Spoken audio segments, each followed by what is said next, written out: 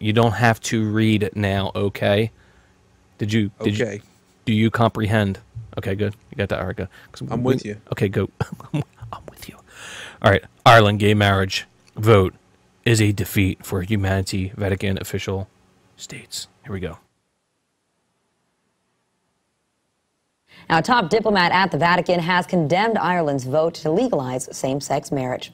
Over the weekend, Ireland became the first country to legalize gay and lesbian unions by way of a popular vote. A move the Vatican's Secretary of State, Cardinal Pietro Parolin, said was, quote, a defeat for humanity. And he also added, saying, I was deeply saddened by the result. The Church must take account of this reality, but in the sense that it must strengthen its commitment to evangelization. Joining me now is Reverend Paul Rauschenbusch, HuffPost Executive Religion Editor. Paul, thanks for joining us this morning. Good to be with you. So, how do you look at Ireland's vote and the Vatican's statement here? I mean, it clearly is signaling a divide, but what does it tell us about the greater kind of division that we've been seeing lately in public attitudes and the hard positions of the Church? Well, it's interesting. The Secretary of State's comments were somewhat different in tone from the archbishops who are in Ireland, who are very much about, like, this is a reality check. We need to be in conversation before the vote. One of them said, I don't want to shove my religion down your throat.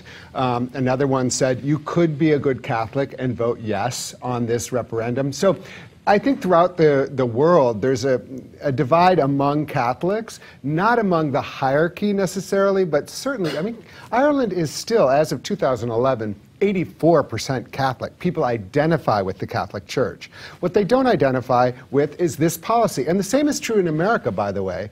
More than the general population, American Catholics support same-sex marriage, and yet the Catholic hierarchy is very against it. So we do have this disconnect of especially youthful voters and youthful members of the Catholic Church saying this is not what we want the Church to be about.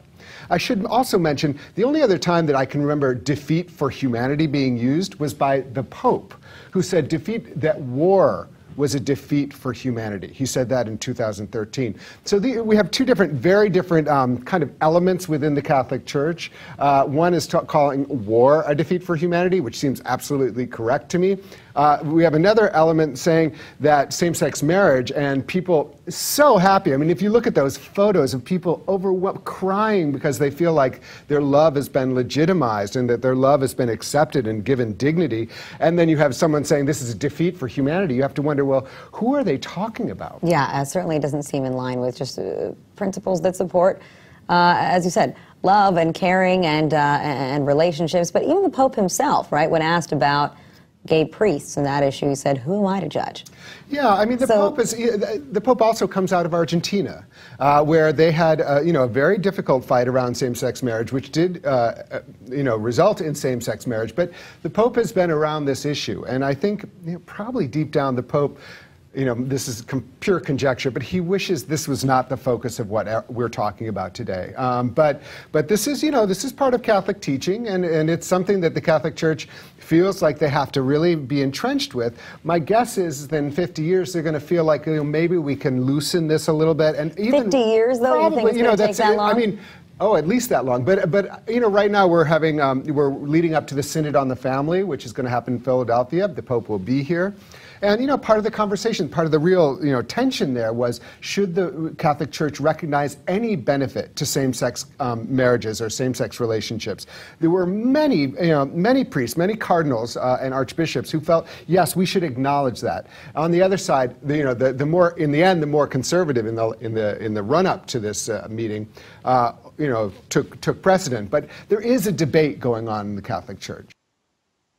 So yeah, guys, there's a debate going on in the Catholic Church. Paul, I think you want to have a shot at this. Go ahead. Yeah, the debate going on in the Catholic Church is how they can continue to keep their power in the light of the internet age and people actually, using logic and reason to go against what they do. They changed the rituals, the rites recently, so that it reinforces the fact that God is real, God is in your life, God is all powerful, God is responsible for everything, God is the reason you're here, so you should worship Him. They're trying desperately to keep on to their power, and people are like, well, your old, outdated way of thinking isn't the right way of doing it anymore, and we're going to do what is right. So they're desperately trying to consolidate how they can continue to have control over people while also, keeping up with the modern times, I guess.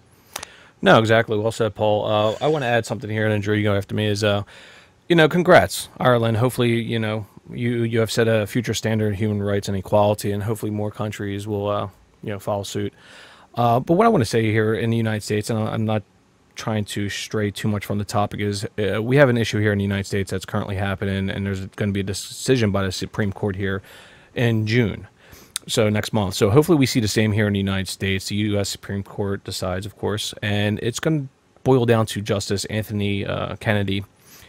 He seems to be the decider in all this and seems to be in favor of same-sex marriages. So if it does happen, we will see more backlash, of course, from the fundamentalist Christians. There's no doubt you'll see that. Like you're seeing currently with these new religious freedom laws. They search for any loophole possible to get around the system. The Christians that oppose need to understand that gay marriage, affects their lives in no way. It's all about equality, which they seem to despise. We see this constantly in the news on a daily basis, actually. So congrats, Ireland. And that's basically all I got to say, Drew.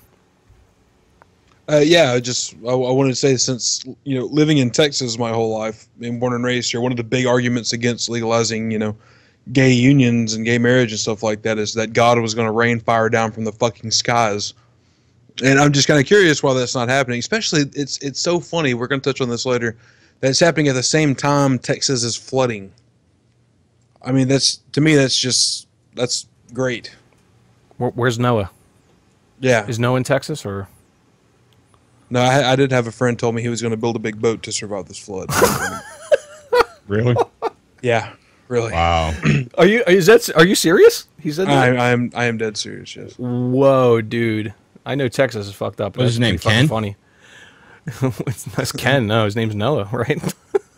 No, but to the specifics of Ireland, I think it's really great, and I like some people have said in the chat, it's kind of surprising because Ireland is actually really religious for like a European. No, they're not actually now. No, I'm like that changed. No. That changed about 3 or 4 years Did ago, it? man. Oh yeah, it changed, man. It was a big, huge story about that in Ireland. The stats that I looked up for this said it was around 80% Catholic, and that was only like a couple of years ago. I think it's a lot lower than that, dude. No, they're Catholic, but they're not Catholic. It's like if I said I was Catholic because my mom was Catholic. And I grew up in a Catholic saying home. like as far as the stats go, that's how many identify as as believers. Yeah, but like I said, it's a very cultural thing too. Ireland's very Catholic, so are most of the South American countries. But a lot of the South American countries are they're Catholic, but they're not Catholic. They're not really Catholic. They're pretend Catholics. It's like it's the people in the United States too who say that I'm Christian even though I don't actually believe in this shit. It's just because that's the way I was raised and grown. Blah blah blah. Well, yeah, the supporters now in the United States is over. They're the majority now, including the Christian demographic out there. The majority approve of gay marriages now. It's overwhelming now. I think it's almost over. I think it's over 60% now. Don't quote me on that, but I think it's well over 60 now that accept gay marriage. But it's generational. Once the old bigots die off, it's going to get better and better. Human rights, hopefully, will get better and better in many countries, and human rights and shit like that, and equality. But TJ, what do you have to say, sir, on this topic? I'm going to do us all a huge favor, and we are running way behind schedule. Go ahead. So my opinion is totally covered, happenstantially, by the Cooter report tonight. Oh, so I'm just going to pass on this, and you're going to defer hear my opinion later on during the Cooter report, and I will save us all some time by just basically saying, "Good job, Ireland. You're fucking more progressive. No matter how Catholic you may be, you are more progressive when it comes to basic fucking civil rights and just being accepting of other human beings than the United States of fucking America." There you go. Nail on the head.